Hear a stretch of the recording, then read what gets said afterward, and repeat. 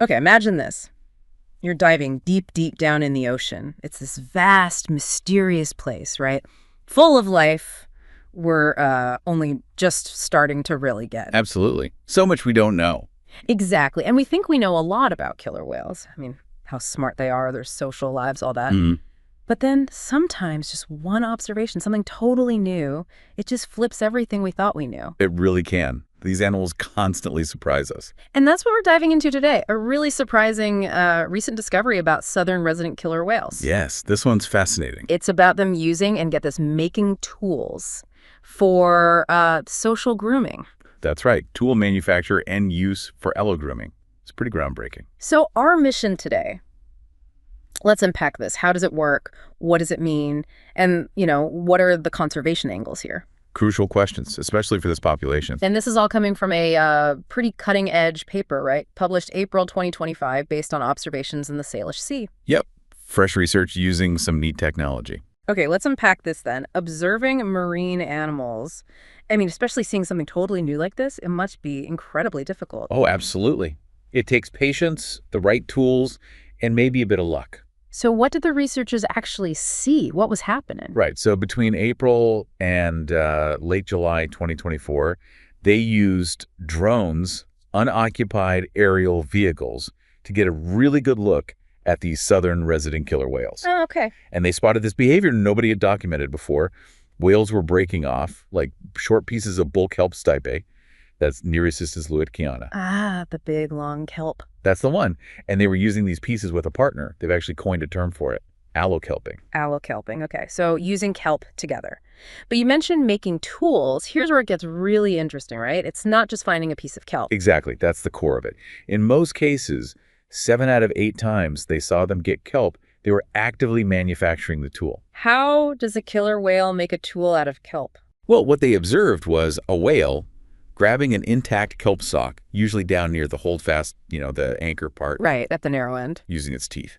Then, using the kelp's drag in the water, plus its own body movements and its teeth again, it sort of snaps off a short segment of the stipe. Wow. It's quite deliberate. The only other time they saw them get kelp, the whale just grabbed a piece that was already broken off, floating in a mat.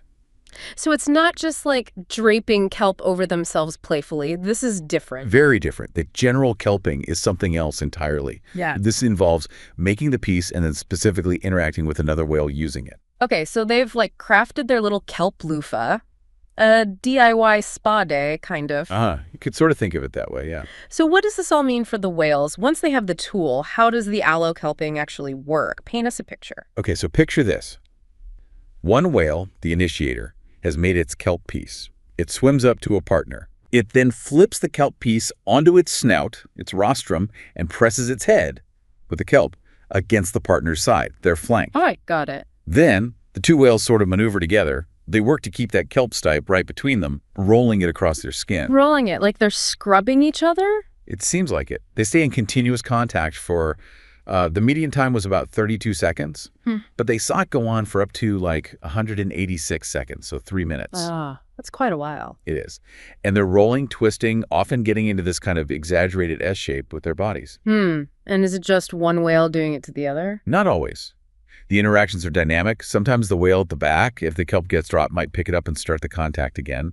They saw that happen 28 times across 13 different sessions. Interesting. And get this, in about 2/3 of the cases where they saw multiple initiations, the whales actually switched roles. One would groom, then the other would take over. So it's reciprocal. It certainly looks that way sometimes. These whole allokelping sessions, or bouts, lasted on average about 1 minute and 19 seconds. But the longest one they watched went on for over 12 minutes. 12 minutes, that's dedication. It really is. Now, the first thought might be, okay, is this just complex play using an object? Yeah, that seems plausible. But the researchers argue it's probably something more. They didn't see the usual signs of play, like no high-speed chases, no big surface splashes, no game of keep away with the kelp. Okay. And the behavior itself is very stereotyped. Like they do it in a very specific patterned way. Plus they saw it across all ages and sexes. That often suggests it's not just play. Right. So if not just play, what's fascinating here is the proposed function, right? What's the leading idea? The leading hypothesis is that this is actually about skincare. Skin maintenance. Like exfoliating. Exactly. We see similar things in other whales and dolphins. They sometimes rub against surfaces like northern residents and some Alaskan killer whales rub on smooth pebble beaches. Ah, I've heard about that beach rubbing. Right. And those exaggerated S poses the allokelping whales make. Yeah. They're similar to poses seen when other cetaceans are trying to rub against the seabed or rocks. Okay, so the kelp is like a portable rubbing surface. Sort of a social rubbing surface. The idea is it's a form of social skin maintenance, essentially. Tool-assisted allogrooming. Grooming each other with a tool. Precisely. And that specific kind of tool use for grooming, it hasn't really been documented like this in cetaceans before. It's rare even in primates, actually, mostly seen in captivity. So grooming usually serves two purposes, doesn't it? Hygiene, obviously, but also social bonding. How does allokelping fit into their social world? That's a great point. And they did an initial analysis looking at J-Pod specifically. They tracked 27 allokelping events involving 25 different whales. And what did they find? Any patterns? Yes, some really interesting ones. First, there was a strong positive link with how closely related the whales were maternally. Some mothers and offspring or siblings? Likely, yeah. Close maternal relatives did it more often. Second, also a strong positive link with age similarity. Whales of similar ages tended to allokelp together more. Okay, peers. That makes sense. And third, there's some tentative evidence, needs more research, but a potential positive link with how much skin molting was visible on the whales. Uh-huh. So that supports the skin cleaning idea. It definitely points in that direction, yeah. And one more crucial thing. Unlike play or some other friendly physical contact, the rate of allokelping didn't decrease as the whales got older. Adults were doing it just as much. Interesting. So it's not just a juvenile thing. If we connect this to the bigger picture, what does this all add up to? Well, it adds up to potentially several major firsts in animal behavior. Okay, lay them on us. This sounds significant. It really is. So if the skincare benefit is confirmed, it massively expands what we know about why and how cetaceans use tools. Right. Broadens the context. Then it would be the first clear case of actual tool manufacture using that detached method, breaking something off in any marine mammal. Yeah. Ever. The first tool makers in the sea documented this way. Potentially, yes. Also, it might be the first time we've seen tool used in the wild where the tool benefits two individuals at the same time. The groomer and the groomee, essentially. Huh. I hadn't thought of that. Usually it's one animal using a tool for itself. Exactly. And maybe the weirdest one. It could be the first example of any non-human animal manipulating a tool mainly with the core of its body, not its hands or beak or trunk or fins. They're using their head, their flanks. That's a really good point. They're maneuvering their whole bodies around the tool. This raises an important question. Is this behavior hardwired, or is it learned, shared? Yeah, that's the next big question. The researchers are hypothesizing that allokelping might actually be a cultural behavior. Meaning specific to this group, passed down through learning. Precisely. Something unique perhaps just to the southern residents, or maybe even just certain pods within that community. We need more research to see how it's learned, if it spreads, and if any other killer whale populations do it. Which connects directly to conservation because, as we know all too well, the southern residents are critically endangered. Tragically, yes. And that adds another layer of concern here. How so? Does this behavior itself face threats? Potentially, yes. The tool itself, bull kelp, is declining in parts of their habitat.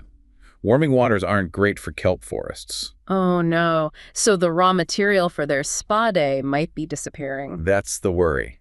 And it makes you think, we already have conservation measures aimed at protecting the beaches used for that culturally important beach rubbing by the northern residents. Right, protecting their culture. Exactly. So this paper suggests maybe we need to start thinking about protecting the resources needed for allokelping too, to maintain what they call cultural continuity. That's actually a stated goal under Canada's Species at Risk Act, protecting the culture, not just the animals. Wow. So we've gone from observing a curious behavior to uncovering potential tool manufacture, unique social grooming, and now even evidence of animal culture that needs protecting. That's quite a journey. It really is. It just underscores how complex these animals are, how much we're still learning, and how interconnected their behavior is with their environment. A fantastic deep dive. We've unpacked killer whales making tools, their intricate social grooming rituals, this whole idea of culture. Pretty amazing stuff. It really changes your perspective on animal intelligence, doesn't it? Yeah. And highlights the urgency, again, of protecting not just the whales, but their whole ecosystems, their whole way of life. Definitely.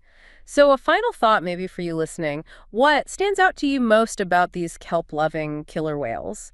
And it makes you wonder what other incredible, maybe undiscovered cultural behaviors are out there in the ocean, potentially fading away as environments change. Hmm. A sobering but important thought. Something to reflect on those deep connections between behavior, environment, and, well, our responsibility in all of this.